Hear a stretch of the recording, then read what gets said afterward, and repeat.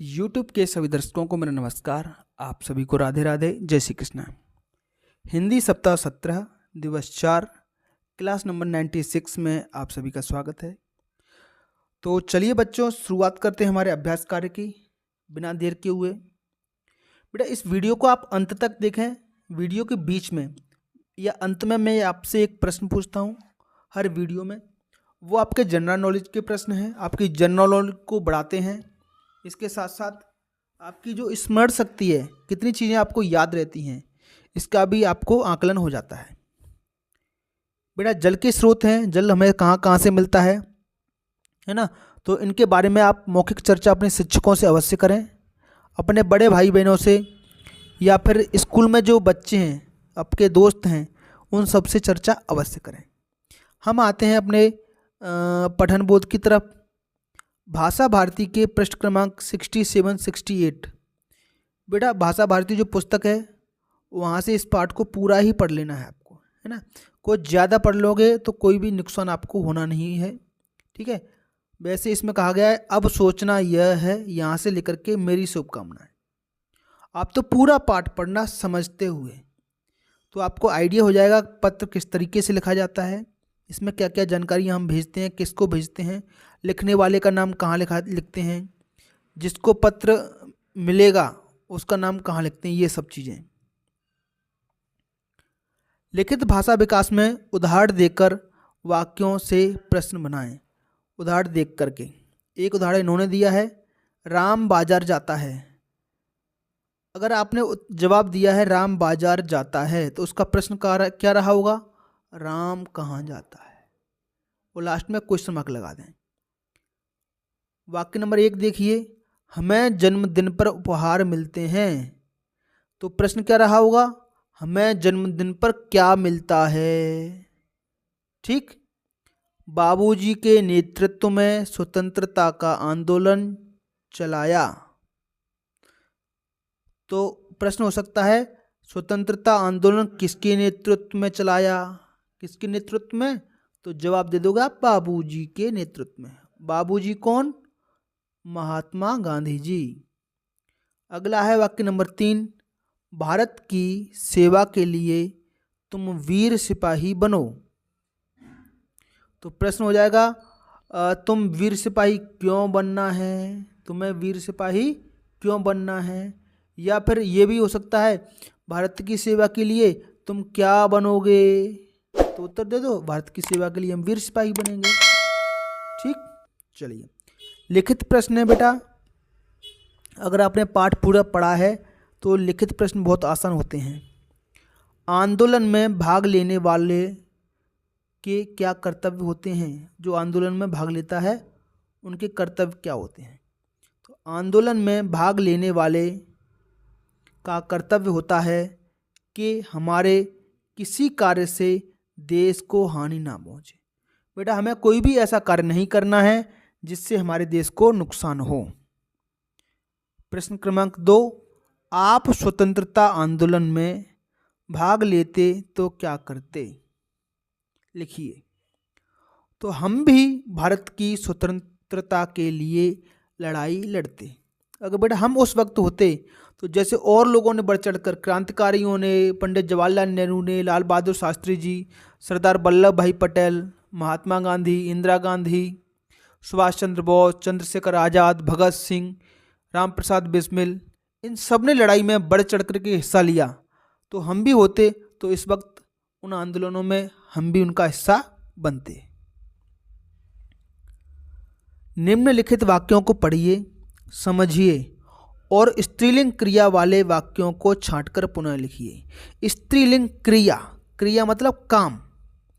तो देखो मोहन कक्षा 4 में पढ़ता है, ये तो पुल्लिंग हो गया, पुरुषलिंग हो गया। स्त्री वाले, राधिका के पिताजी शिक्षक हैं, बेटा ये भी नहीं है। ये क्यों नहीं है बेटा, क्योंकि इसमें कोई काम नहीं हो रहा।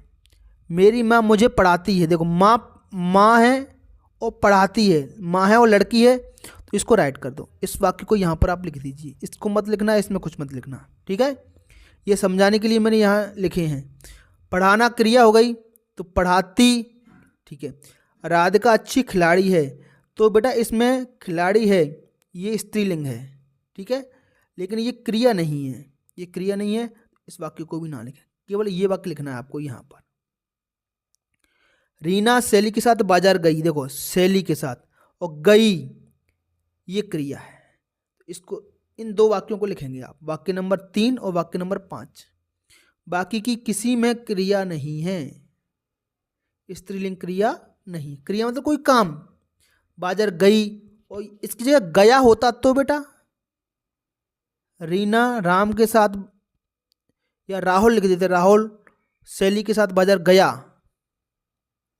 तो बेटा वो पुल्लिंग हो जाता। क्या हो जाता? पुल्लिंग, मतलब पुरुष। लड़के के लिए गया, लड़की के लिए गई। ठीक है प्यारे बच्चों, तो 3 और 5 वाक्य लिखें केवल। अगला है धारा प्रवाह पठन। तो इसमें भी बेटा बहुत अच्छी जानकारी है, इनको याद रखें। दुर्गावती का विवाह गोंडवाना नरेश राजा दलपति शाह से संपन्न हुआ। राजा दलपति शाह बड़े वीर, दानी और न्यायप्रिय शासक थे। दुर्गावती अब गोंडवाना की रानी बन गई। गोंडवाना मतलब मध्य प्रदेश का जो जबलपुर वाला क्षेत्र है वो। इनका वैवाहिक जीवन बड़ी सुख शांति से बीतने लगा। इसी बीच रानी ने एक पुत्र को जन्म दिया जिसका नाम वीर नारायण रखा गया। तो मौखिक प्रश्न बेटा, न्यायप्रिय शासक से क्या आशय है? न्यायप्रिय शासक, शासक मतलब राजा, राज करने वाला, और न्यायप्रिय मतलब जिसको न्याय पसंद हो, जो न्याय करने वाला राजा हो, उसको न्यायप्रिय शासक कहते हैं। अगला प्रश्न है, वैवाहिक जीवन सुख शांति से बीतने लगा। इसका मतलब सुख शांति मतलब कोई भी दिक्कत नहीं है, कोई परेशानी नहीं है, कोई लड़ाई झगड़ा नहीं है, तो इसको कहते हैं वैवाहिक जीवन सुख शांति से बीतना। प्रश्न क्रमांक 1 लिखित प्रश्न है ये। रानी दुर्गावती के विषय में 3 वाक्य लिखिए। तो बेटा कोई से भी 3 वाक्य लिख दो, ये उन्हीं के बारे में पूरा का पूरा। तो दुर्गावती का विवाह गोंडवाना नरेश राजा दलपति शाह से संपन्न हुआ, एक वाक्य ये हो गया। या फिर ये लिख दो, रानी दुर्गावती गोंडवाना की शासक थी। वाक्य नंबर 2, इनका विवाह राजा दलपति शाह से हुआ। वाक्य नंबर 3, इनके पुत्र का नाम वीर नारायण था, ये लिखा है, जिसका नाम वीर नारायण था। या तो यहाँ से उठा करके लिख दीजिए, या अपने मन से जो जानकारी दी है उसके आधार पर मन से वाक्य बना करके आप लिखें। अगर मन से बनाओगे तो बेटा ज़्यादा अच्छा रहेगा। जब वीडियो को अंत तक देखें बेटा, एक प्रश्न लास्ट में मैं आपसे पूछूंगा, राजा को न्यायप्रिय क्यों होना चाहिए? न्यायप्रिय राजा ही राज्य का भला कर सकता है, उसे सारी प्रजा पसंद करती है, इसलिए राजा को न्यायप्रिय होना चाहिए।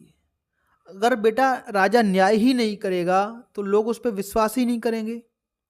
वो अच्छा राजा कभी नहीं बन सकता जो अच्छा न्याय नहीं कर सकता, जो सही न्याय नहीं कर सकता। अगला प्रश्न है बेटा, बहुत इंपॉर्टेंट है बेटा। ये चित्र इसमें आपको ऐसे दिख रहे हैं, तो इसको आप मोबाइल में चित्रों को देखें या किताब में देखें और पहचानने की कोशिश करें ये कौन कौन से हमारे स्वतंत्रता संग्राम सेनानी हैं। तो बेटा पहले नंबर पर जो मैंने टिक करके लिखा है ये वाले, ये तो इनका नाम है बेटा सुभाष चंद्र बोस। इनको देख करके आप पहचान लेना, टोपी लगी हुई, चश्मा लगा हुआ है, और इन्होंने आज़ाद हिंद फौज बनाई थी। देश की आज़ादी के लिए दूसरे देशों में गए, वहाँ पर इन्होंने फौज सेना की, आज़ाद हिंद फौज, और अंग्रेज़ों से लड़ने के लिए उस फौज को लेकर के आए। दूसरा चित्र जो है ये वाला, ये 2 नंबर लिख दिया है मैंने, ये हैं हमारे देश के बापूजी, राष्ट्रपिता कहते हैं इनको, महात्मा गांधी जी। तीसरा है बेटा, तीसरे नंबर में डाला तीसरा, ये जो चित्र दिख रहा है ये, तो इनका नाम है बेटा सरदार वल्लभ भाई पटेल। ठीक है, क्या नाम है इनका? सरदार वल्लभ भाई पटेल। पूरे भारत देश को एक करने में इनका बहुत बड़ा योगदान था। ये हमारे देश के पहले गृह मंत्री भी बने थे। चित्र नंबर 4 आपको दिख रहा है किसी को? ये थोड़ा सा इसमें छिप गया है, अपनी किताब में देखना। चित्र नंबर 4 ये है भगत सिंह का, हैं, भगत सिंह का चित्र है। हंसकर झूल गया फांसी पर, भगत सिंह मस्ताना था। इन्होंने उस समय जो संसद भवन था उसमें बम फेंका था। ठीक है। पांचवा नंबर कहाँ डला हुआ है बेटा? ये मूंछों में बिल्कुल ताव देते हुए, इनका नाम है चंद्रशेखर आजाद। इनका जन्म अलीराजपुर जिले में हुआ था। उस समय उसको झाबुआ कहते थे। ठीक है। अलीराजपुर में इनका जन्म हुआ था। चंद्रशेखर आजाद ये सभी क्रांतिकारियों के गुरु हुआ करते थे। ठीक है। तो इनको जीते जी कोई भी अंग्रेज पकड़ नहीं पाया। इसके अलावा जो बच गए इनको कहते हैं बेटा, ये बाल गंगाधर तिलक हैं, ये डॉक्टर राजेंद्र प्रसाद हैं, डॉक्टर राजेंद्र प्रसाद, जो हमारे देश के पहले राष्ट्रपति भी बने। ठीक है। और ये चित्र देखना जरा, ये हमारे लाल बहादुर शास्त्री जी हैं। कौन है ये? लाल बहादुर शास्त्री जी। तो बेटा इनके चित्रों को अच्छे से याद रखें। चलिए आगे बढ़ते हैं। बस बेटा इस दिवस में सिर्फ इतना ही था। ये श्रुतलेख है।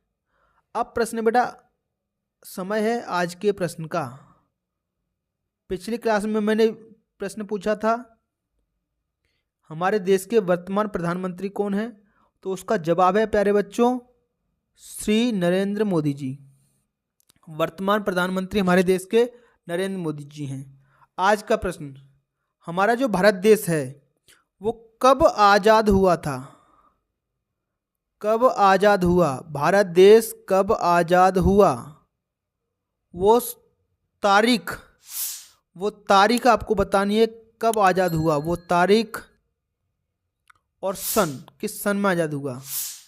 हमने पढ़ा है प्रधानमंत्री जवाहरलाल नेहरू जी देश के पहले प्रधानमंत्री बने स्वतंत्र भारत के। तो स्वतंत्र कब हुआ था ये तो बताओ मुझे, कमेंट बॉक्स में बताना प्यारे बच्चों। ठीक है। जो सही जवाब देंगे तो उनको मैं रिप्लाई में थैंक यू लिखूंगा। तो चलिए बच्चों, फिर मिलेंगे अगली क्लास में। तब तक के लिए आपका दिन शुभ हो। Have a nice day and thank you.